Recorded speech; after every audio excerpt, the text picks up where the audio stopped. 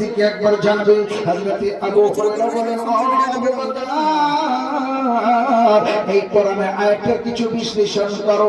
হযরত আবু বকর সিদ্দিক রাদিয়াল্লাহু তাআলা আনহু আমার ওই হযরত বেলাল, হযরত আবু হুরায়রার দিকে তাকালেন না, বলে এই রাস্তায় হাঁটতে হাঁটতে কোরআন কেন, এই আয়াতের সম্পূর্ণ বিশ্লেষণ করে দিলেন আবু হুরায়রাকে। আবু হুরায়রা বলেন, আমি আরো ইন্তজার করতে লাগলাম। কিছুক্ষণ পরে ওমর আসলো। হযরত ওমর ফারুক রাস্তা দিয়ে হাঁটতে লাগলেন। হযরত ওমর ফারুককে বললাম, ও ওমর ফারুক, এই আয়াতে কোরআনের সম্পর্কে কিছু বিশ্লেষণ করো। হযরত ওমর ফারুক কোরআনের বিশ্লেষণ করলেন। অবস্থা কি, নিজের মাথা খারাপ, জমিনের দিকে তাকিয়ে তাকিয়ে চলে গেলেন ওমরে। হযরত ওমর ফারুক হযরত আবু হুরায়রার দিকে তাকালেন না। হযরত আবু বকর সিদ্দিক হযরত তাকালেন না। হযরত আবু হুরায়রা বলেন, একটু পরে দেখলাম আমার বিশ্ব নবী দয়াল নবী আসছেন। জোরে হবে না সুবহানাল্লাহ। মাশাআল্লাহ রাসূল আবু হুরায়রা বলেন, আমি নবী মুস্তাফাকে দেখলাম, আমার মন শান্তি হয়ে গেল। মনে করলাম যা ভোগ ছিল ভোগ মিটে গেল, শান্তি পেয়ে গেলাম। নবী আমার আসছে, দুনো জাহানের বাদশা আসছে, খাতামুন নবীন আসছেন, সিরাজুল মুনির আসছেন, আমার নবী মুস্তাফা। নবী যখন সেখানে আসলেন, আবু হুরায়রা বলেন, ইয়া রাসূলুল্লাহ, ইয়া হাবিবাল্লাহ, নবী আমার ইলমে গায়ব রাখনে ওয়ালা নবী। জোরে সুবহানাল্লাহ। গায়ব রাখনে ওয়ালা নবী, গায়বের সংবাদদাতা নবী, বিশ্ব নবী জানতে পেরেছেন। আবু হুরায়রা, তোমাকে কিছু বলতে হবে না, তুমি আমার সাথে চলে আসো। জোরে হবে না সুবহানাল্লাহ। নবী আমার বুঝতে পেরেছেন। নবী করিম সাল্লাল্লাহু তাআলা আলাইহি ওয়াসাল্লাম আবু হুরায়রাকে মদিনার মসজিদে নিয়ে আসলেন। হুজরায়ে আয়েশাকে নিয়ে আসার পরে বললেন, ও আবু হুরায়রা, একটু বসে যাও। ইতিমধ্যে হযরত সাইয়্যিদা আয়েশা সিদ্দিকা রাদিয়াল্লাহু তাআলা আনহা আমার নবী মুস্তাফার দ্বারে বলেন, ইয়া রাসূলুল্লাহ, ইয়া হাবিবি, একজন দুধ দিনওয়ালা আপনাকে দুধ দিয়ে গেছে। জোরে হবে না সুবহানাল্লাহ। নবীও না খেয়ে আছেন, সাহাবে সুফাও না খেয়ে আছেন, 70 জন সাহাবা কয়েকদিন ধরে না খেয়ে বিছানায় পড়ে আছেন। সুবহানাল্লাহ। আল্লাহ রাসূলের বরকতে নবী মুস্তাফা রওজা মুবারকের করিম আল্লাহু আকবার, সাহাবে সুফার ভরসে সেখানে বিছানা লাগিয়ে আল্লাহর জিকিরে মগ্ন হয়ে আছে। এই মুমিন মুসলমান, তোমার বাড়িতে তোমার স্ত্রী যদি একদিন খাবার না পায়, 2 দিন না পায়, তৃতীয় দিন মায়ের বাড়ি চলে যাবে, বলবে তোমার মতো স্বামীর কোনো দরকার নাই। তুমি যে একটা কাপড় না দিতে পারো, ভালো কাপড় যদি ঈদের দিন খরিদ করে না দিতে পারো, তোমার স্ত্রী তোমার সাথে 1 বছর ধরে কেচাল করবে, ঝগড়া করবে।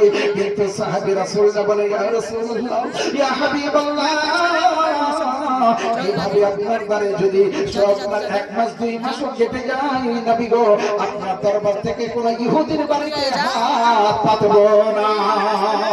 আমার নবী মুস্তাফা বলেন, হে সাইয়্যিদা আয়েশা সিদ্দিকা, এই দুধের পেয়ালা কে নিয়ে আসো? হযরত সিদ্দিক, হযরত আয়েশা সিদ্দিকা বলে, ইয়া রাসূলুল্লাহ, একজন দিনওয়ালা দুধ দিয়ে গেল। আমার নবী মুস্তাফা বলেন, আবু হুরায়রা, সরো সরো, আসহাবে সুফাকে দাওয়াত দিয়ে দাও। আসহাবে সুফাকে বলো যেন তারা লাইন হয়ে যায়, যেন তারা লাইন করে বসে যায়। হযরত আবু হুরায়রা বলেন, এতটুকু দুধ আর 70 জন সাহাবা আছে, আমার পেট ভরবে না, ওদের পেট ভরবে। মনে মনে ভাবতে লাগলেন, নবী আমার মুস্কুরাই দিলেন। সুবহানাল্লাহ, সুবহানাল্লাহ। বলে দাতা নবী, বিশ্ব নবী আমার বুঝতে পেরেছেন। আবু হুরায়রা, তোমার মনে মনে আছে আমার পেট ভরবে না, এদের পেট ভরবে।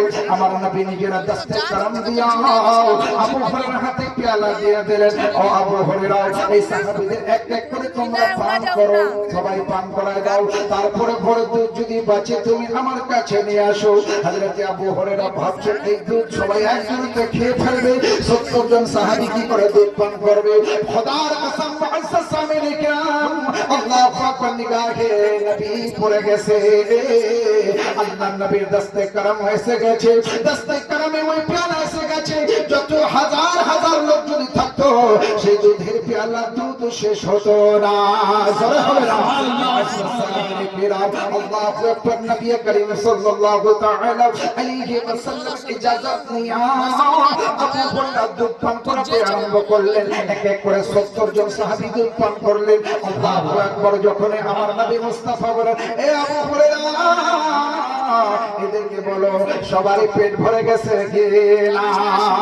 আবু হুরায়রা বলেন, ও সাহাবীরা বলো, এই আসহাবে সুফফাতের হানিওয়ালারা বলো, তোমাদের পেট কি ভরে গেছে?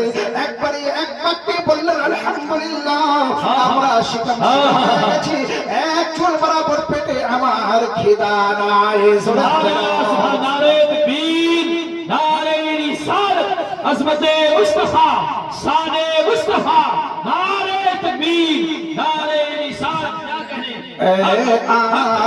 आमना के लाल